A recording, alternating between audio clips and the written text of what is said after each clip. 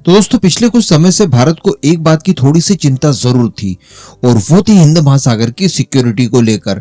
इसके पीछे के कारण ये थे कि चाइना द्वारा मालदीव के अंदर मिलिट्री पैक्ट साइन करके अपने प्रेजेंस को बढ़ाने के लिए पूरी तैयारियां कर ली। इसके अतिरिक्त टर्की भी इस एरिया में खासा इंटरेस्ट ले रहा है और मालदीव को उसके द्वारा ड्रोन्स दिए गए। ये ड्रोन्स हमारे लिए थ्रेट का काम नहीं कर सकते, लेकिन मालदीव और टर्की के बीच की जो नजदीकियां थी ये डेफिनेटली भारत के लिए एक बुरा साइन था। इसके अतिरिक्त दोस्तों मैंने आपको एक बार बताया था कि टर्की और सोमालिया के बीच में भी मैरीटाइम सिक्योरिटी पैक्ट साइन हुआ है, जिसके चलते होगा ये कि टर्की की नेवी पूरे 10 सालों के लिए सोमालिया वाले इलाके में डिप्लॉयड होगी, यानी कुछ इस इलाके में। ऐसी परिस्थिति में ये सारे के सारे मिलकर भारत के खिलाफ षड्यंत्र कर सकते हैं। हालांकि इन सबसे निपटारे के लिए दो बहुत ही महत्वपूर्ण दाव भारत की तरफ से चले गए। एक तो INS जटायु को तैयार किया गया। इसके अतिरिक्त मॉरिशस का मैंने आपको बताया कि वहां पर भी एक नेवल पोर्ट और आइलैंड भारत ने तैयार करके अपने इस्तेमाल के लिए शुरू कर दिया। तो ऐसी परिस्थिति में दो फ्रंट से हम लोग भी हमारे खिलाफ वाले नेक्सस को घेर पाएंगे। लेकिन इसके अतिरिक्त दोस्तों इस पूरे रीजन में ये दिखाना बहुत ही ज्यादा जरूरी था कि भारत एक्चुअली हिंद महासागर में है क्या और उसकी पावर क्या है।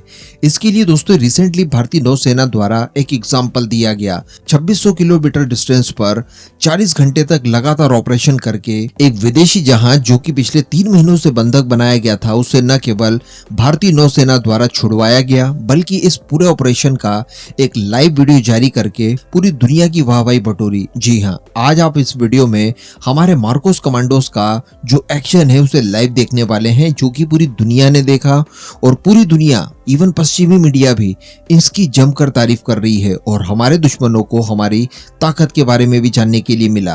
दरअसल हम सभी जानते हैं कि आज से 3 महीना पहले यानी दिसंबर 2023 की बात है, जब सोमालिया के डाकुओं द्वारा माल्टा के फ्लैग वाले MV रुवेन नाम के एक कमर्शियल शिप को हाईजैक कर लिया गया था। अब मैं आपको बता दूं कि ये जो MV रुवेन था इसमें 17 क्रू मेंबर्स थे। अब इसी हाईजैक शिप को बचाने के लिए भारतीय नौसेना द्वारा ऑपरेशन चलाया गया।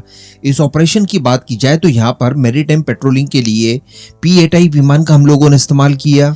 इसके अलावा भारतीय नौसेना के स्टेल्थ डिस्ट्रॉयर INS कोलकाता का इस्तेमाल किया गया, INS सुभद्रा का इस्तेमाल किया गया और इसके अतिरिक्त जो सी गार्डियन ड्रोन हम लोगों ने अमेरिका से लीज पर ले रखे हैं 2 की संख्या में, उनका इस्तेमाल किया गया। जो आप वीडियो देख ही पा रहे हैं कि मार्कोस कमांडोज यहाँ पर पैराशूट से लैंड करते हैं, उसके बाद MV रुवेन जहाज के ऊपर ये पहुंचते हैं और वहां पर मौजूद 35 समुद्री डाकुओं को हथियार डालने के ऊपर मजबूर कर देते हैं और एक्चुअली उन्हें गिरफ्तार कर लिया जाता है। पिछली बार जब मार्कोस से संबंधित वीडियो आया था तो हमारे मार्कोस कमांडो वहां पर पहुंचते उससे पहले ही डाकू वहां से फरार हो गए थे, लेकिन इस बार वो वहीं पर थे। इस वजह से उन्हें भारतीय नौसेना के सामने सरेंडर करना पड़ा और इस तरह से पूरे 17 क्रू मेंबर्स को भारतीय नौसेना के मार्कोस कमांडो द्वारा बचा लिया गया। अब बड़ी बात देखने के लिए ये मिली कि इसमें 7 क्रू मेंबर बुल्गारिया के भी थे। अब इसके ऊपर बुल्गारिया के डिप्टी प्राइम मिनिस्टर जो कि वहां की विदेश मंत्री भी है, जिनका नाम मारिया गैब्रियल है, इनके द्वारा भारत को धन्यवाद दिया गया और धन्यवाद देने के लिए इन्होंने एक्स पर एक ट्वीट किया, जिसको रीट्वीट करते हुए भारतीय विदेश मंत्री डॉक्टर जयशंकर ने भी लिखा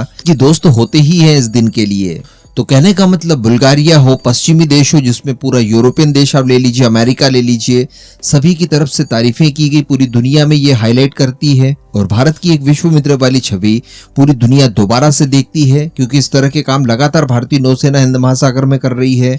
अनेकों जहाजों को पिछले कुछ समय में बचाया गया है और इसके साथ साथ चाइना हो, पाकिस्तान हो, मालदीव हो या फिर टर्की हो, इन सभी दुश्मनों को ये भी बताया है कि देखिए एक्चुअली हमारी पावर क्या है।